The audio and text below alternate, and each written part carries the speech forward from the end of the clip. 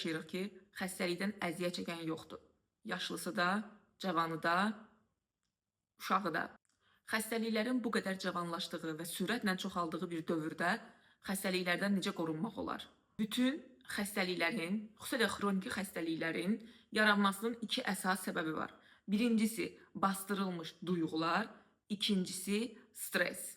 Bunu anlamaq üçün ilk əvvəl bədənin özünə baxmaq lazımdır. İnsan bədəni heç də göründüyü kimi sadəcə fiziki bədəndən ibarət deyil. Bir şaftalı düşünün. Onun qabığı var. İnsan bədənində də fiziki bədən qabıqdır. Altında ləti var.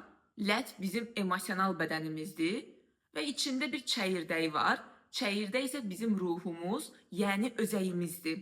Və bu üç bədəndən birində baş verən proseslər mütləq digərlərə də öz təsirini göstərir. Bastırılmış duyğular emosional bədəndə, yəni ikinci qatda toplanır. Və insan zaman keçdikcə onları buraxmırsa, onlardan azad olmursa, həmin duyğular fiziki bədəndə hər hansı bir xəstəlik formasında özünü büruzə verir. Burada başqa bir məqam odur ki, bizim sahəmiz yalnız bu bədənin əhatə etdiyi sahədən ibarət deyil. Bədənimizin hər tərəfindən 3 metr radiusda bizi əhatə edən bir elektromaqnet sahəmiz var. Və xəstəliklər məhz bu elektromaqnet sahəsində vibrasiya aşağı düşəndə meydana çıxır. Vibrasiya da nə zaman aşağı düşür? Emosiyalar, duyğular bastırılanda. Yəni, duyğular bastırılır, stres meydana gəlir. Stres bədəndə iltihablanmaya səbəb olur. İltihablanma ümumi elektromaqnet sahəsində vibrasiyanı aşağı salır get-gedə və xəstəlik üzə çıxır. Təsəvvür edin ki, bir insan 40 il yaşayır. 40 yaşına gəlib çatıb. 40 il ərzində plus bura gəlirik anasının qarnında olduğu müddəti 9 ay, üstəgəl 40 il. Bu müddət ərzində enişli yoxuşlu bir həyat yaşayıb. Bir çox şeylərdən keçib. Və illər keçdikcə o duyğular bastırılıb. Bastırılır və nə olur? Qalaq-qalaq toplanır. İnsan düşünür ki, fikir vermədi, vecinə almadı, o duyğular getdi. Elə deyil. Bədənin çox möhtəşəm bir yaddaşı var. O duyğular boşaldılmadıqca o duyğuları ambarda saxlayır. Və bir gün anidən bir xəstəlik çıxır. İnsan da deyir ki, nə baş verdi, niyə oldu bu? Və hər insan, hər orqanizm fərqli, unikal olduğuna görə müxtəlif xəstəliklər özünü göstərir. Burada əlbəttə ki, genetikanın da önəmi var. Terapiyaya insanlar gələndə mən öz pasiyentlərimdən mütləq birinci öz həyat hekayələrini danışmağı istəyirəm. Çünki onların həyat boyu yaşadıkları duyğular mənə onların hansı orqanlarında bir problem ola biləcəyini deməyə kömək edir. Və bədənimizdə hər orqan bir duyğunu özündə saxlayır. Bəli, Allah insan bədənini bu qədər möhtəşəm yaradıb. Ona görə də hər il ən azından bir dəfə həm fiziki bədəni, həm duyğu bədənini detoks etmək önəmlidir. Fiziki bədənin detoksu müxtəlif prosedurlardırsa, masajlar, akupunktur və s. Duyğu bədəninin də detoksu enerji çalışmalarıdır. Hipnoz, reqresiya, enerji təmizləmə seansları və s. Məsələn, detoksdan danışmışkən sizə öz təcrübəmdən bir nümunə deyim. 2019-cu ildə Rusiyanın Yesentuki şəhərinə valideynlərimlə səyahət etmişdik və orada biz də detoks proqramı götürürdük. Prosedurlara növbə gözləyərkən orada insanlar otururdular və biz söhbət edirdik onlarla. Bir xanım əyləşmişdi, çox gənc görsənirdi. Biz ondan söhbət edəndə yaşının 53 olduğunu dedi. Biz çox təəccüblənmişdik, çünki heç göstərmirdi yaşını. Ən azı 35 vermək olardı. O bildirdi ki, hər il detoks gəlir götürür. Ona görə də özünü çox cavan və enerjili hiss edir. Mənim orada gördüklərim həqiqətən də həyata, yaşama, sağlamlığa olan baxışımı çox dəyişmişdi. İnsan bədəni də bir motordur, necə deyərlər. Necə ki, avtomobilin hər həftə və ya hər ay yağı, suyu dəyişilməlidir. Çünki o olmasa işləməyəcək, yarı yolda qoya bilər. Oxşar vəziyyətdə insan bədəni də periodik olaraq təmizlənməli, yəni detoks olunmalıdır ki, insanı yarı yolda qoymasın. Xüsusilə də yəqin görürsünüz, son vaxtlar virus, qripin çox ağır formaları yayılıb, insanlar nə qədər müalicə alsalar da uzun müddət əziyyət çəkirlər, tez müddətdə sağalmırlar. Bunun özü başqa bir məsələdir. Bura çox toxunmaq istəmirəm, amma ki, bu hal belə göstərir ki, artıq elə bir dövrdə yaşayırıq ki, sağlamlığımız prioritetimiz olmalıdır. Mənim üçün ən önəmli məsələ ilk pillədə xəstələnməkdən qorunmaqdır. Bəs bunu necə eləmək olar? Allah bunun üçün də insana bədənin içində lazım olan bütün resursları bəxş edib. Onurğa sütunumuzun sonunda, çanaq boşluğunda serebral onurğa mayeəsi deyilən bir kütlə var. O mayeənin içində bizim həyat enerjimiz yerləşir. Və insan xüsusi texnikalarla, nəfəs texnikaları, meditasiyalar vasitəsilə bu mayeəni hərəkətə gətirməyi və onurğa boyunca beyinə göndərməyi öyrənirsə və davamlı formada bu praktikaları eləyirsə, özünü bir çox xəstəliklərdən qorumaq gücündədir. Gəlin izah edim ki, bu necə işləyir. Dedik ki, biz xüsusi nəfəs praktikaları və meditasiyalar edirik. O çanaq boşluğundakı serebral onurğa mayeəsini hərəkətə gətiririk və onurğa boyunca göndəririk beyinə. Beyində isə iki yarımkürənin arasında kiçik noxud boyda bir vəz var, epifiz vəzi. O epifiz vəzinin içində iki kristal var. Bu onurğadan qalxan maye o epifiz vəzinə gedir çatır, kristalları aktivləşdirir.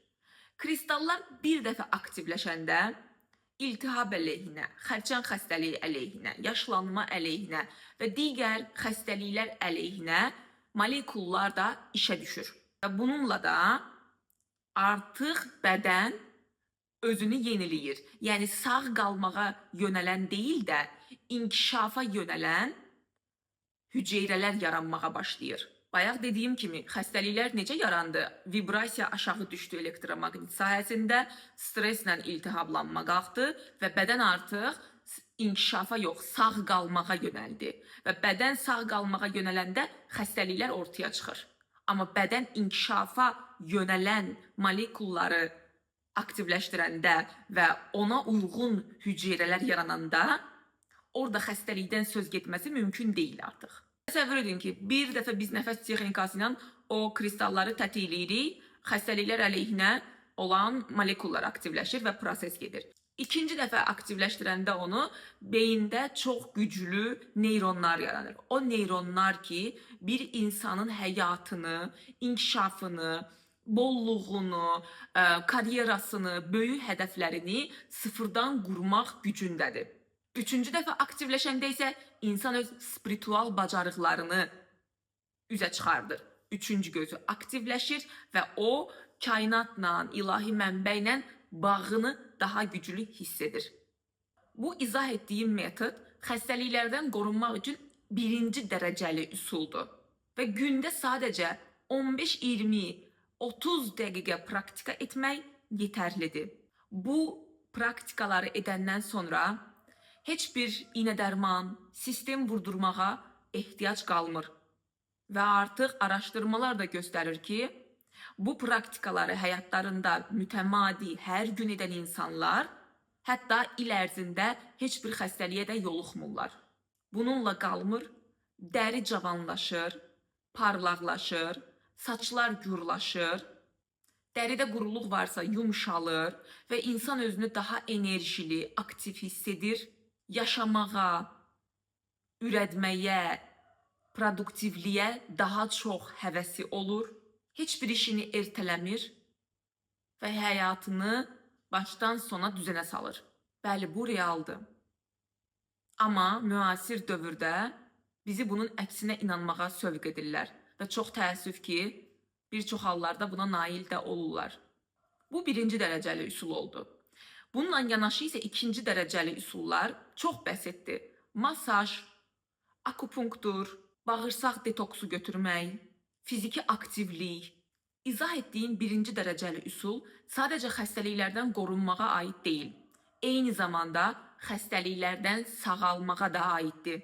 Yəni, insan həmin praktikaları, meditasiyaları, nəfəs texnikalarını edərək həm də bir çox xəstəliklərdən özünü xilas edə bilər. Hətta artıq yüksək fazaya çatmış olsa belə. Bu xəstəliklərə ağlınıza gələ bilən hər bir xəstəlik daxildir, xərçəngdə. Bu saydıqlarım əsla bir lüks deyil. Sağlamlığımız üçün tələb olunanlardır. Mən burada çox vacib bir məqama diqqət çəkmək istəyirəm. Cəmiyyətdə sağlamlığa olan yanaşmaya. İnsanlar xəstəliyə yoluxanda ağır müalicələrə, əməliyyatlara vəsait qoymaq üçün hətta kreditə belə girməyə hazır olurlar. Bunun üçün çox böyük məbləğlər tələb olunur.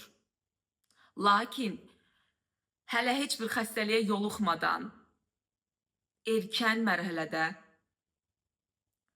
o böyük məbləğlərin çox daha cüzi bir hissəsini sağlamlıqlarını qorumağa yatırmağı ağıllarından belə keçirmirlər. Məsələn, deyək ki, bir insanın hansısa əməliyyatına 30.000 AZN pul lazımdır. Və vaxtında o insan ildə bir dəfə 2.000 və ya 3.000 AZN investisiya yatırsaydı sağlamlığına, heç bu nöqtəyə gəlib çatmayacaqdı. Baxın, bunlardan hansı uzaq görən yanaşmadır? Bizim artıq sağlamlığımıza uzaq görən yanaşmağa ehtiyacımız var. Bu mənim insanlarda çox tez-tez rastlaşdığım bir haldır. Ona görə burada bunu açıq formada bildirmək, vurğulamaq qərarına gəldim. Hər bir insanın başına xəstəlik gələ bilər. Heç birimiz bundan sığortalanmamışıq. Əlbəttə, biz qorunmaq üçün bir çox şeylər edirik. Amma bu o demək deyil ki, heç tutulmayacağıq. Və ya deyək ki, xəstəlik baş verdi. Burada bir insan panikaya, təşvişə düşmədən əvvəl dayanıb baxmalıdır. Allah bu xəstəliklə mənə nəyi öyrətmək istəyir? Hansı dərsi çıxartmalıyam? Bu xəstəlik niyə mənə gəldi? Bu o qədər önəmli bir sualdır ki, üsyan etmədən əvvəl, niyə bu mənim başıma gəldi demədən əvvəl bir dayanmaq, Allahla təkbətək qalmaq və o xəstəliyin altında yatan dərsi, mənanı görə bilmək. İnsan bunu bacaranda xəstəliyin də öhdəsindən gəlməyə qadirdir. Yenə sizə öz həyatımdan bir nümunə verim. 2023-cü ilin dekabrında mən studiyamı yeni açmışdım. Çox qaça-qaçdaydım və istirahətə vaxtım yox idi. Deyirdim ki, okey, hər şey bitsin, yerbəyer edim hər şeyi, yeni ildə istirahət edəcəm. Amma bədənim artıq işarələr verirdi ki, dayanmaq zamanıdır. Halbuki mən bir saat belə oturmurdum. Birinci dəfə yüngül qrip olduğumu hiss etdim. Sonra nələrsə etdim, qrip getdi. Üstündən bir neçə gün keçəndən sonra ayağım sındı. Özü də 3 yerdən. Və çox mənasız bir formada yoga edərkən kiçik bir hündürlükdən yıxıldım. Halbuki oradan yıxılanda mümkün deyil ki, ayaq qırılsın. Amma qırıldı. Özü də 3 yerdən. Və mən ay yarım tərpənə bilmədim. Ayağım gipsdə qaldı. Mənim üçün çox ağır bir dönəm oldu. Amma o durmaq mənə bir çox şeyi öyrətdi. Mən bədənimə qayıtdım. Ona qayğı verdim, şəfqət göstərdim, qulaq asdım. Çünki buna ehtiyacı var idi. Baxın, xəstəliklər məhz biz bu şəfqəti verməyi unudanda ortaya çıxır. Şəfqət isə onunla bir danışmaq, tumarlamaq, xoş söz demək, bədənini təhqir etməmək, acı sözlər işlətməmək bununla başlayır. Ardında isə sağlamlığa qulluq etmək, fiziki prosedurları eləmək, emosional duyğuları boşaltmaq və s. Və əgər bir xəstəlik ağırlaşıbsa, amma insan onun altındakı mənanı görmürsə, nə qədər iynədərman müalicəsi edilir edilsin, heç bir fayda verməyəcək. Ona görə də biz terapiyada mütləq iki prosesi paralel aparırıq. Bir, nəfəs texnikaları və meditasiyalarla o enerjini beyinə göndərib molekulları aktivləşdirmək, ikinci isə duyğuları boşaltmaq. Məhz bu iki proses yanaşı gedəndə çox möhtəşəm bir nəticə ortaya çıxır və insan əvvəlkindən çox daha gözəl bir həyat yaşamağa başlayır. Burada önəmli bir məqamı vurğulamaq istəyirəm. Hər ruh bu dünyaya gələndə öz çıxış nöqtəsini seçir, yəni ölüm nöqtəsini deyək ki. Və əgər bir ruh, deyək ki, 50 yaşına gəlib çatıb bir insan, onun ruhu bu dünyaya gəlmədən əvvəl 50 yaşında çıxmağı, çıxış nöqtəsi eləməyi seçibsə, yəni ölümü, bu dünyanı tərk etməyi seçibsə, onun qarşısını heç bir müalicə ala bilməz. Bunu isə insana, onun həyata yanaşmasına biraz baxıb müşahidə edib demək mümkündür. Onsuz da çıxış nöqtəsini artıq həmin yaşda seçmiş insan ona uyğun da davranır. Bunu artıq dəfələrlə təcrübədə görmüşəm. Sağlamlığınıza müdrik yanaşın. Bir həyatınız var. Hansı seçimləri edəcəksənsə, kainat da o istiqamətdə səni dəstəkləyəcək. Burada Allaha təslimiyyət və güvən də çox önəmlidir. Bəhanələr gətirmədən, güvəndə qalaraq. Hələlik. Növbəti videoda görüşənə qədər.